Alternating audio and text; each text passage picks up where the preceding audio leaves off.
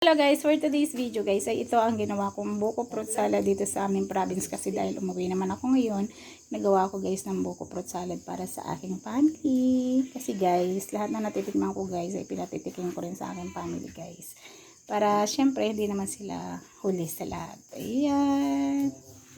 Napakakulay ng ating buko fruit salad today guys.